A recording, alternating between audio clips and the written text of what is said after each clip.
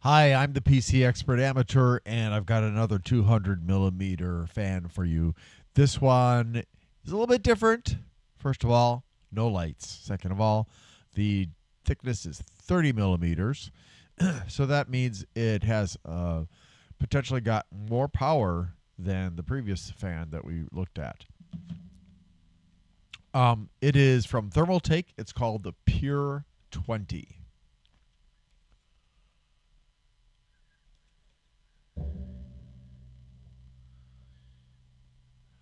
Okay, so it's an all black fan. It does have grooves on the convex side of the blades.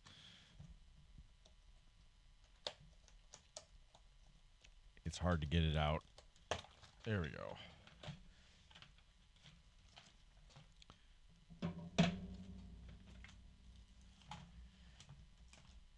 It comes with a multilingual, I don't know, product warranty policy.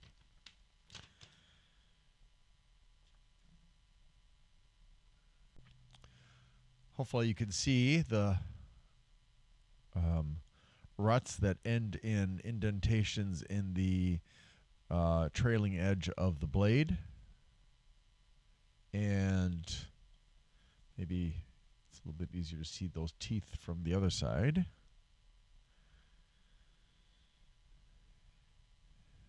Oops, there we go. It has a sleeved 3-pin cable. It also comes with this extension 2-pin to Molex D, which is technically a 4-pin because there are 4 pins installed, but there are only 2 wires going to it, so it's really a 2-pin also. And you get screws, of course. There are no corner cushions or anything like that. So let's investigate further.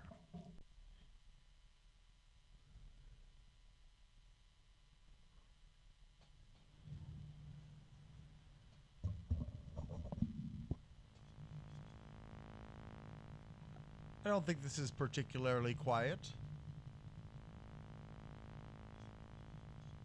It's also not horribly noisy, though. It does have decent pressure, although you wouldn't know it from the specs.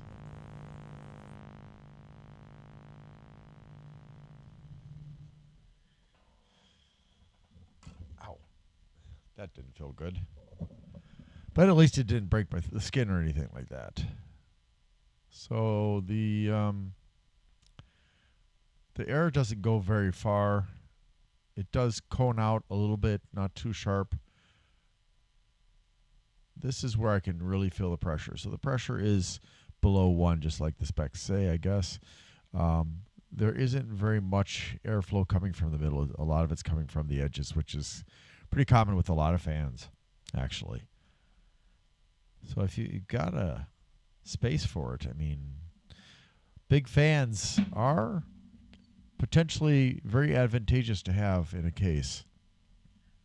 They tend not to produce as much fan noise as smaller ones.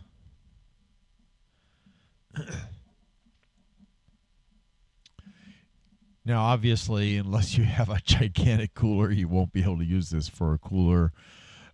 So this is basically designed to be a case fan. And since it doesn't have a lot of static pressure, you wouldn't want it on a cooler anyways.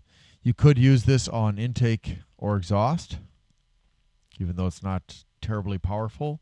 You would not want to use this in a very convoluted case. So if there are lots of twists and turns, every time there's a barrier or a twist or something like that in a case, it decreases the amount of pressure because that resistance fights the pressure of the fan. And so if it's a fairly straightforward case, you're not going to have problems with the loss of pressure. But if there are lots of barriers, including dust filters and things like that, then it could present a problem. And so if you're having that experience, you might want to see if there's a way you can resolve that. I think for most cases, though, they use these in the front or the side. There may be a small number that use it on the top. I don't think it's very often used on the back for any case, simply because you'd have to have such a massive case to fit a 200 millimeter on the back and still allow for the back I/O panel and the expansion slots. So let's take a look at the specs. All right, so the Thermaltake Pure 20 or CL-F015-PL20BL-A, that's a mouthful, is 200 by 30 versus the prior one, which is 200 by 20, the AeroCool Silent Master. It's all black. It's a $15 fan. Probably going to still pay about that much money for it. I think I got it on sale when I bought it on Amazon. It has a lifespan, or MTBF or MTTF, of 30,000 hours, which is not very long, but not surprising given the type of bearing it uses. But it does come with a 3-year warranty, so that's nice. Also, it weighs 300 grams. It has 11 blades. The mounting distance, I don't know why I wrote 105. I think I was on crack or something like that, because it's clearly not 105. I think I was just tired when I typed this in and not paying attention, because it's actually, let's see here. I'm going to get it as precise as I can. So let's get that in the middle there. That in the middle. Where'd it go? Uh-oh. Can't see it. About 153. Not 105. I'm looking. So it's the same as the one above it. So if we compare these two fans, the AeroCool and the Thermaltake, the Thermaltake is double the weight and same RPMs. I'm not sure what the variance is, however. It doesn't indicate the variance on the packaging, and I don't think it had it on the website either. The maximum airflow is 129.639. That's precise, versus only 76 for the AeroCool. I attribute that a lot to the fact that this is a 10 millimeter thicker fan than the AeroCool. Also, it's got almost 3 times greater static pressure. Again, that would definitely be contributed to by the thickness of this fan versus the 20 millimeters of the AeroCool, which gives it only 0.36 versus the 0.996 of this one. The maximum noise, which is kind of surprising for a fan this large, is 28.2. I'm not sure, but I think that's probably accurate, but I'm not quite sure. Obviously, the AeroCool is going to be a lot quieter at 18, and for good reason. The cable length is almost the same, 46 versus 50. It doesn't have daisy chaining, but it does have sleeving. There's a 3-pin DC connector, sleeve bearing. And sleeve bearings and rifle bearings, they are generally the types of bearings that are not going to last very long.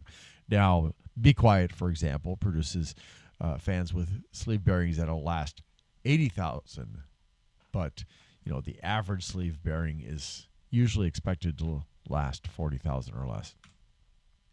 And of course, there are crappy ones. And the really bad thing about sleeve and rifle bearings is when they die quite abruptly, and over their lifespan, they become noisier and noisier.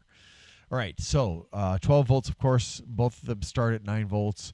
This one uses only 2.4 watts versus the 3 watts of the AeroCool, which is kind of counterintuitive. I don't know what the safety wattage is for the Thermaltake because they didn't specify that information. It draws 0.2 amps versus 0.25 for the AeroCool, which, you know, of course, And I'm not sure where that 0.42 came. I think I typed that in the wrong column earlier. There are no indicators for rotation and direction of flow. However, it does turn in a clockwise direction. And again, it comes with the 4 screws, plus it comes with the Molex to 3-pin, or well, actually, technically, it's a 3-pin housing, but only 2 pins inside. And there's nothing else about it. That's all there is. So I'd like to thank Grindler at Bleeping Computer for allowing me to share my videos and posts on his website. Bleeping Computer has a lot of resources, including vetted programs, malware removal instructions, malware removal volunteers, other kinds of volunteers for IT, cybersecurity information, and more. It's a great place to go. Give it a try. Thanks for watching, and I hope you have a great day.